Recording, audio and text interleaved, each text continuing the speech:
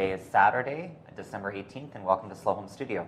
My name is John Brown, and this is Matthew North, and he almost forgot the date. Well, you told me just before we came on the air, you told me what the date was, and then when we started, I was thinking about it. I'm like, is it really the 18th? And then I started second-guessing myself, because it seems so close to the end of the year. And it's the busiest shopping day of the year today, so for those of you that are watching, thanks a lot. I guess you're really organized and truly slow and managed to get all of your shopping done. What we're going to do today is follow up on the video interview that we posted yesterday of Brian Messana and Toby O'Rorke of Messana O'Rorke from New York. Yeah, and you interviewed them about 2 years ago when you were out in New York, and that's when we first discovered their projects. And we've had them on our Slow Home Gallery for a while. And when we did our Link with Remodelista, our interview with Julie, who's the editor, last week, we went through the architectural directory, and we're very happy to see that they were there.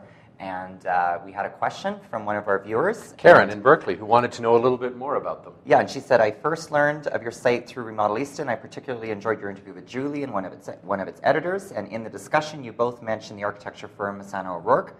I love their work and was hoping you would devote one of your segments to a review of their projects.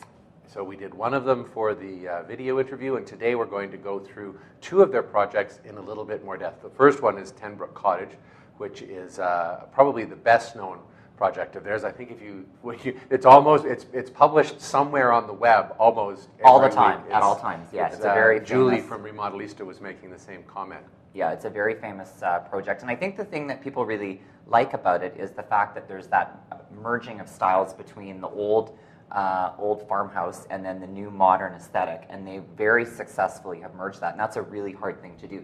Right, and so what we thought we would do today is go through that project, plus the apartment renovation on the Lower East Side of Manhattan afterwards, and just Matthew and I are going to talk about the design and give you some insights into the way we look at the project as a way of starting to learn a little bit more about design. And of course, if you have questions and you're online with us, you can always type them in and I will bring you up in the discussion. So we've got the site plan. This is the site plan for the project, and you usually, in design blogs and magazines, you just see the photographs, and it's really nice to have the plans, particularly given all of you that have been watching the Slow Home project unfold earlier in the year and know about analyzing floor plans. And we don't often get a chance to see the site plan. And what I think is interesting about this is the, I'll just set up my pen here. This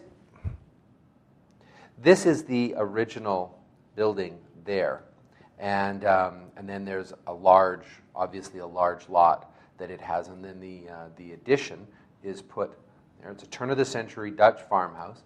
And then that addition was put on. But what I really appreciate and I think is important to notice is how the design actually extends out into the garden. And you've got this whole kind of bigger landscape piece that isn't actually talked about very much in the blogs and in the design reviews. No.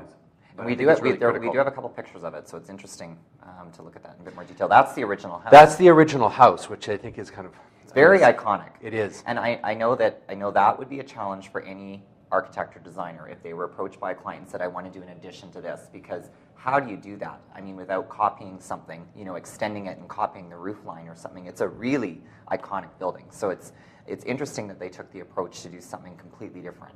And there was, as I remember from the interview, there was this front piece that was added on at some point in between the time that the original cottage was built and when Toby and Brian purchased it, and then as well as this little back piece, and both of those were removed as part of the renovation. Yeah. And then, of course, what they did is they modernized the whole thing, which just simply by cleaning up the facades. Yep. And I mean, it's a beautiful, that wood siding is beautiful, and the contrast with the white trim around the windows, I think is really, really lovely. And now we're starting to see this addition here, and I think that there's basically, typically there's kind of three approaches that you can have when you're looking at a renovation or an addition to an existing structure. The one is to try and make the new addition look old, right? Look like it's part of the original. The second is to make the old look like it's new. Yeah. And then the third is to just let them both be what they are, one old and one new, and then let the two of them have a conversation, and then the design process becomes how do you want to negotiating the tension that exists between those two things. And you see that approach a lot in Europe when we've done our reviews, slow home reviews of case study projects in both Britain and in the Netherlands. You see a lot of projects that are old Victorian and in the case of the Netherlands, much older projects that then have got new interiors and new additions, and there's this kind of stark contrast. You bring up a really interesting point, because I think in North America, in North American design culture, we don't often see a lot of projects like this where the old and the new exist. There's almost an unease with people for doing that. Yeah. People really tend to gravitate towards adding on and making it look old, or just redoing the whole thing, and making it look new. Or just ripping it down. Which is not the slowest thing to do. But I think that it's really interesting, because we've had a couple other projects on our site, and this is I think this is one of the best examples of that, but it's not common. And you're right, in Europe it is more common. Well, I think part of it is there's just a greater sense of ease with history. Here, certainly in Calgary, anything that's 100 years old, anything that's 50 years old is old. And so there's this sort of desire to kind of grab on to the past, and because it's disappearing and it's so tenuous, and it's even just a recent past. And I think that it takes a certain kind of cultural maturity to say, no, the past is the past. We want to respect it, but we don't want to simulate it, because simulating the past and taking something and making it look like it's old, it's just, well, it's like a fat-free chocolate cake, right? I mean, it's not real. That's true. And these houses, that original house was built at the time. It was built in the way of the present when it was built. And so you want to continue that, I think, in most cases. You want to try to respect that. And then, of course, that, I think actually it does more respect to the old original structure to do something new and sensitively integrate them than just trying to copy it. Although that's sometimes a difficult argument to make to city planning officials when they're running to try to maintain things. Yeah. So let's look at some of the details. Yes. I think one thing is really interesting from the first picture that we can pick up is the ordinance of the roofline, because what they've done is they've set the roofline of the addition to match the eave of the existing house. So if you follow that line around, there is this sort of understanding about the height, which respects back to the old farmhouse and is carried through in the addition. That's a very good point. Now we can see the back, and it's interesting too, because in the front of the house, the addition kind of just sneaks forward, and from this side, like this, you don't really see it at all. And then when you come around, it actually dominates, and now you have this really low, flat-roofed addition that's there. And what I do like about it is the way it creates that compound. And then I want to point out those retaining walls, because you brought those up in the discussion. Those were important elements that you talked about. Yes, concrete retaining walls. Well, and there you can see that there's the road, and so it does create that courtyard space, courtyard space, which I think is particularly beautiful. So I think this is one of my favorite pictures, images of this project, because I think it speaks to that notion of integrating the old and the new together and maintaining a kind of healthy tension between the two. And you will see another picture of this. So we got the old, or the new, sorry, and we've got the old, and look at how they touch. Actually, they don't touch, or the touch is a very tenuous one. There's actually a void, which is a typical modern thing to do with a piece of glass in between it. Yeah, and I think, again, I want to point out the roof line, how the roof line just continues between the old and the new. So that's looking that way. Yeah. Now we're looking this way. And I have to say, I love this shot, because to me, then you really see this is an object on the landscape. You're starting to see the idea of it floating. Yeah. The roof of the old house is in behind. It's now in this land. Right there. It looks great. And it's also the topography of the site. I think that's a really, we're going to talk about that a little bit more, because there's a slope to the back, and the way that they've dealt with the floor plane of the house with that slope is very interesting. Well, and actually that goes back to another issue. If you think there's different ways in which houses can touch the ground. I mean, they all touch the ground, obviously. They don't float. But this house is very rooted. It just emerges directly out of the ground. Yep. And this house, on the other hand, floats. It floats on a foundation, and so it does speak again of a kind of difference between these two. There's a material difference. Yep. There's a difference in roof shape, and then there's the material. I also think they're trying to create a lightness. That's right. They're trying to make the new piece have a light impact on the site. I love this shot too. This is really showing that void of glass, and they've the roof connection is the critical detail because they've actually brought the glass right up to the line of the ceiling. Yeah.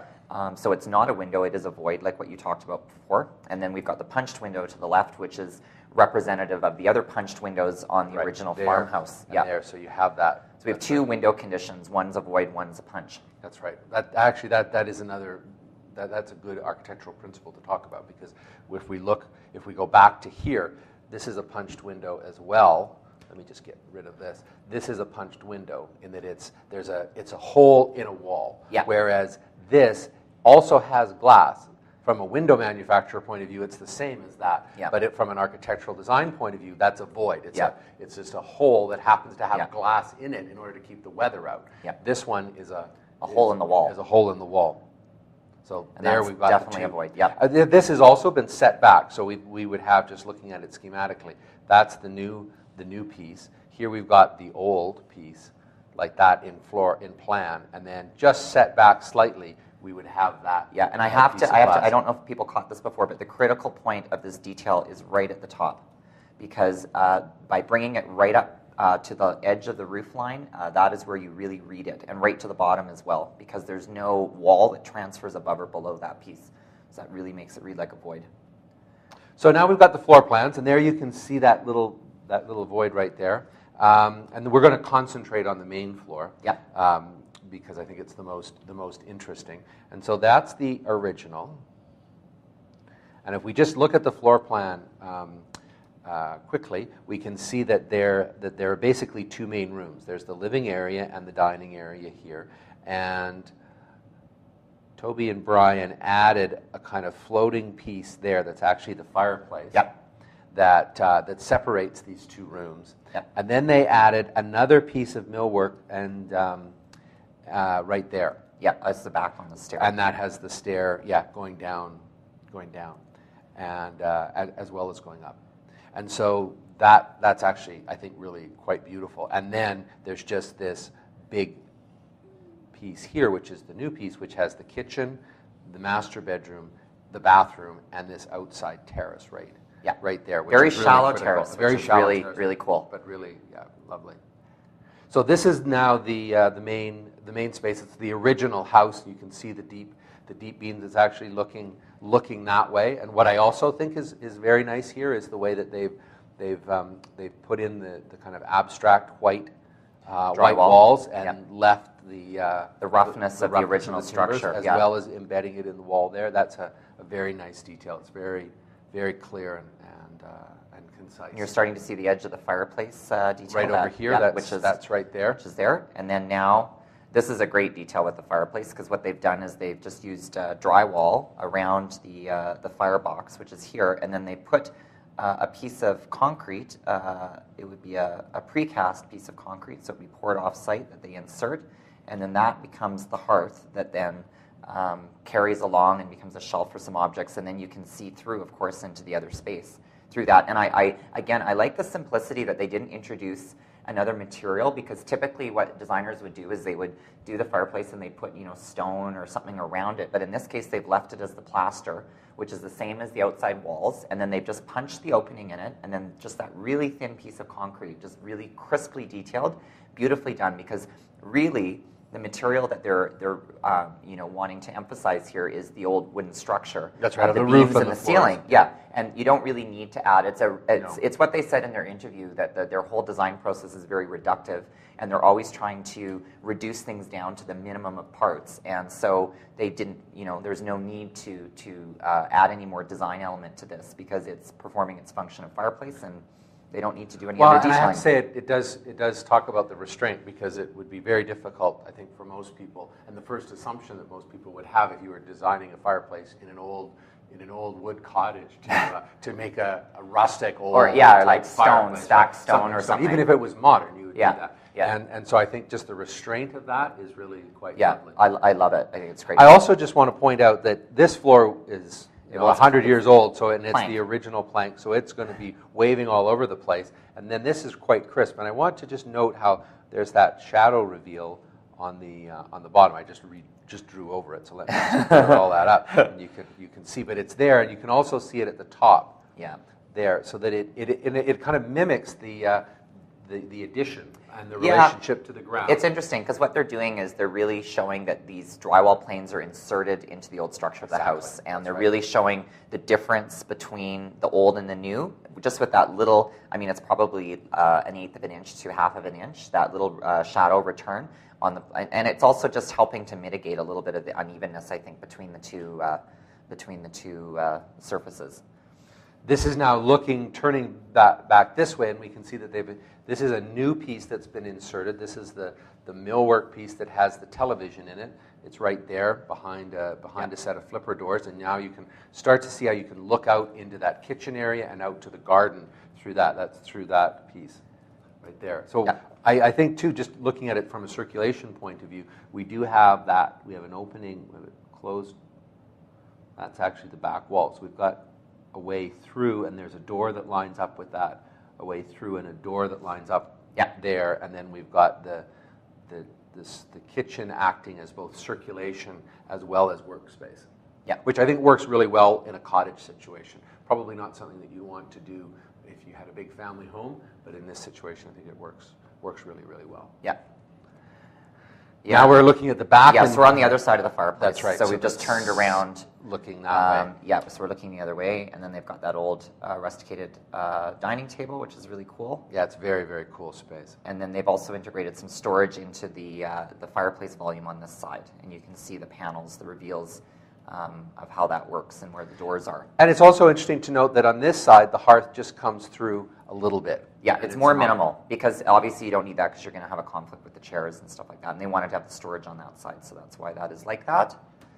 And then this is also this looking towards Brian the front and Toby again. doing their work on a weekend when they're not in New York, and then you can just see some of the details. It's very minimal, and I think very, very appropriate. And it also speaks to the kind of Dutch minimalism of that sort of I think kind so. of time.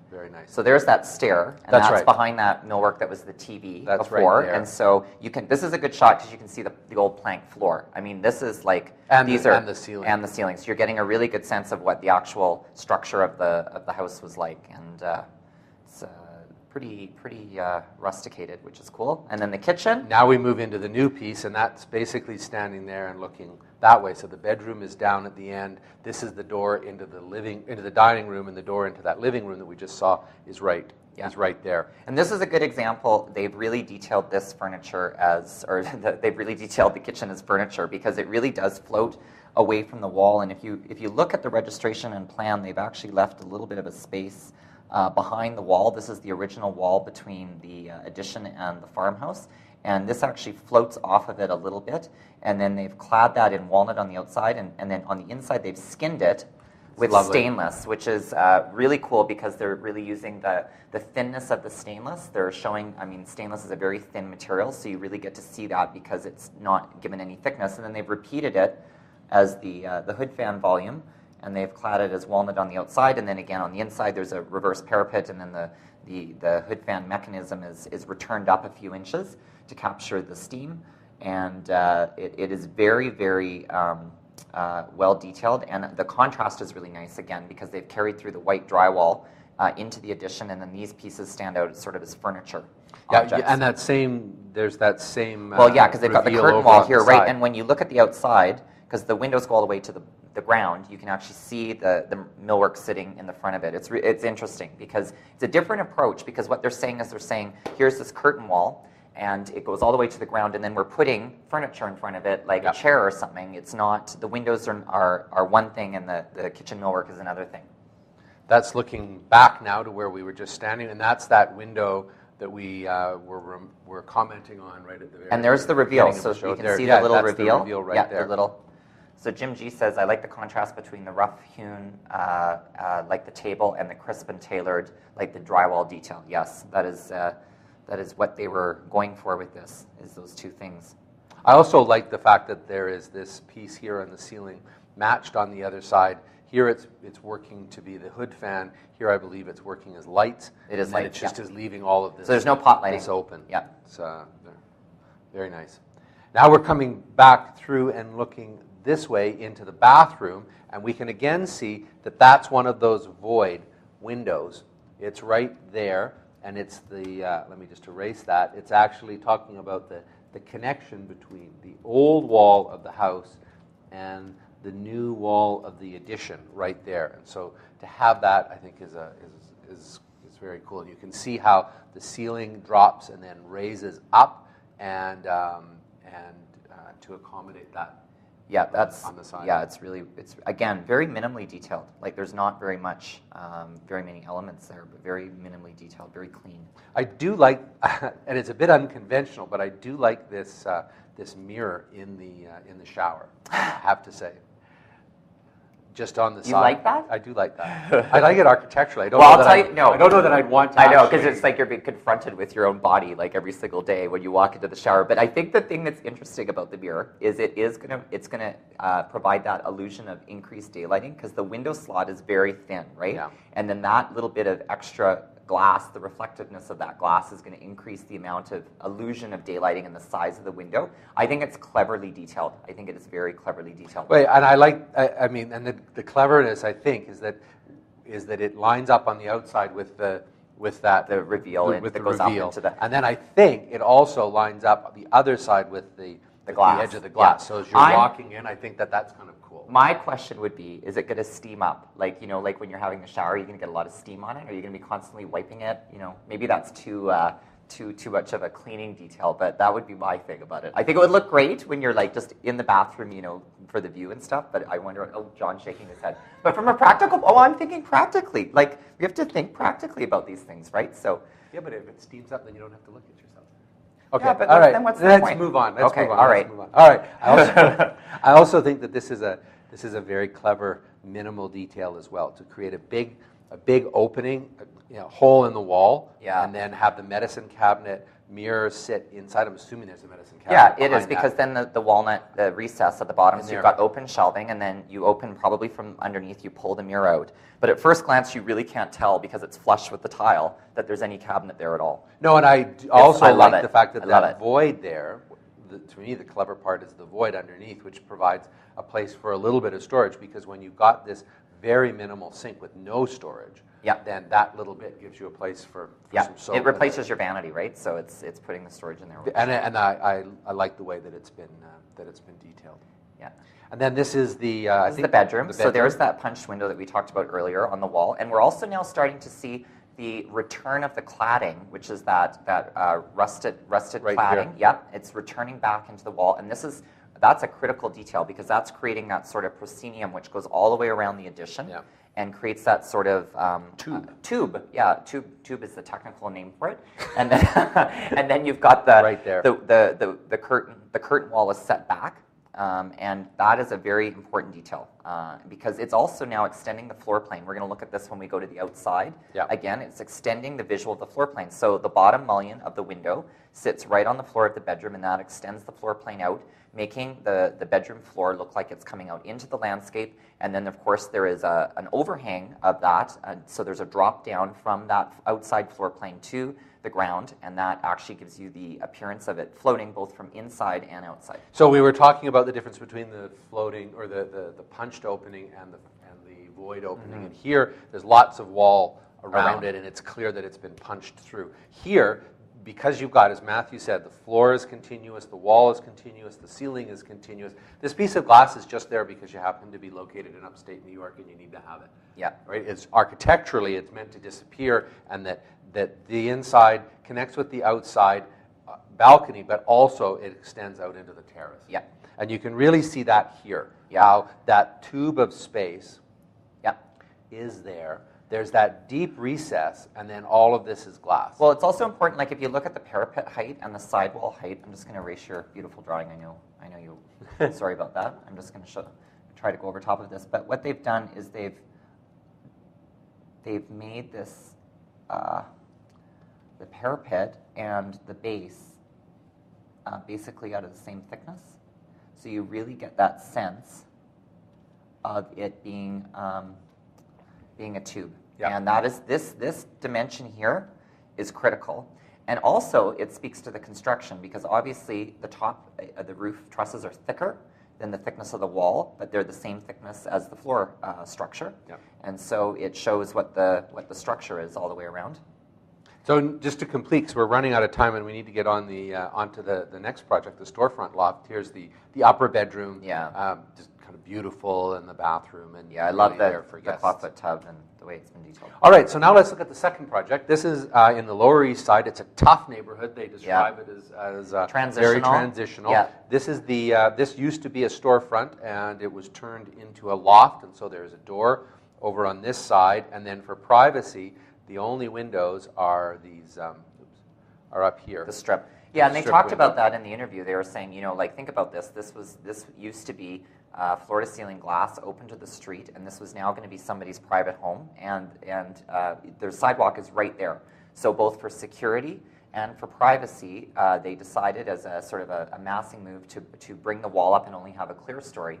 And so then they had to work with the plan and with the interior to make sure that that didn't kill the light, because that's the issue when you don't have your wall going on, or your windows going all the way down to the bottom. You have to control the light. So we've got the front door here. This is that clear story window. And what I think is interesting, and a little counterintuitive, I have to say at the beginning, is they put the kitchen block, or they put a block here, which I think makes sense given the dimension of this, but then they turn the kitchen the other way. Yeah. And the kitchen goes that way. And I think the conventional, probably first thing that you would probably look to do would be to put the kitchen there. Yeah. And have an island and have it open out into that. Yeah. And I think that they were wise in that it starts to, that would just be a little too much. Well, it clearly creates two different zones in the plan, and there clearly is the sort of the living dining zone, and then there's the kitchen zone, which is also connected to the entry. And I think that works really well spatially. You can see the back of the wall there, that is the back of the kitchen wall, and then the opening. There is this. So they've again treated that with the drywall, similar into the Broek Cottage, where they've drywalled that. So the kitchen on this side is treated as a wall. I think the interesting thing, you can see this plan, I mean, it looks, or the image here, it's very light, and they talked about it in the interview. It's unbelievable how much light they can actually get through those windows. And I have to say, having been to, walking around the streets in New York and London and these cities with these walk-ups, most of the time people's windows they're shut because of the privacy issue, right? So they have big windows, but if you're on the main floor, you shut your blinds, and then you don't get any light. So this is actually an interesting take on that, because they don't have any window coverings on the top, and they're open, and then they've just drywalled in the bottom, bricked it in on the outside, and then that allows all the light through and still maintains the privacy. I love this shot, because again, what it's showing is the kitchen has been detailed as this block of white. Yeah, it's looking this way. Yeah, and on the other side it's drywall, and then you turn the corner and it's cabinetry, so it's built in. And then the workspace of the kitchen is described as a cutout of stainless steel. And again, it's showing the thinness of the stainless steel, because stainless is a thin material, so it's just showing the thickness of the stainless and the recessed back, and that's where the cooktop is, the hood fan, the lighting is in there, and you can see that the wall oven just sits on the plane of it on the other side. You can see the front door there, and then and then the fridge, of course, is the integrated version, That's right. which is a very critical detail to that. And you do get that sense of how thin that piece is. I mean, that's a beautiful detail, because typically what you would do is you would make the stainless have a 1.5 inch or a 2 inch lip on it. You'd curl it over, but in this case they're just using it as the thickness of that. Here you can see again that window coming up. I think there's something really powerful about just making it all white as well. Yeah, it is that. And it's really deeply punched too. I mean, you can see the thickness of the return of the wall. It's very nicely done. I think it's also interesting just noticing how this piece here, the traditional, this traditional piece of furniture, and it's kind of like the last project in reverse, where now they've added in this old piece, and that kind of tension between old and new, I think, is really effective. Yeah. That's looking through now. This is how you can look through into. And I do want to talk about the ceiling again too, because they've again made the decision that they're not going to drop the ceiling. So they do have the plumbing pipes running through, which they painted white. The structure, it's not as perfect. Like they're working on the cabinetry and the sort of the finish of the built-in pieces, but then they're sort of leaving the rest of the structure intact and not worrying about it. That's looking back down towards the back of the project. There's actually a skylight here. You can see it. Yeah. You can see it there. Again, very, very simple. And then the bathroom. This is the the bathrooms over on Yeah, that just side. white tile, simple glass. Yeah, it's really. And that's again, the this vanity. again a kind of punched opening for the vanity with a deep reveal back to the Yeah, sink. and then the mirror, obviously, there's more of a recess on the other side of the mirror, and there's some downlighting on that to get into the counter. And that's our last slide. So I think that's probably a good place to stop. We're right at half an hour. So I hope you enjoyed our review of Messana and O'Rorke's two projects. We're a big fan of their work, and if you'd like to make some comments on your own observations, feel free to make a comment on the blog. Absolutely. And next week, what are we doing next week? Because we're doing something different. That's right. Because it's the countdown to Christmas. We're going to be having our well. There's two things. You can be naughty and nice at Christmas, right? And so next week is about naughty. Yeah. We've selected the 4 worst projects that we could find from our slow home project. We've got an apartment loft, a townhouse, and a small single-family house and a large single-family house. And so we're just going to go through those and talk about all the naughty Sort of a things. year in review. That's right. The worst of 2010. And then and then in the week between Christmas and New Year's, we're going to be showing the videos of the best of the projects. We found the award winners in the Slow Home Project. So if you can take a few minutes away from Christmas parties and Christmas shopping and holiday preparations, then come and check out these. Check out the work that we're going to be doing next week. And then we'll be back in full force in the new year with new live programming. Yes. Thanks for watching, you guys. Take care. Bye-bye.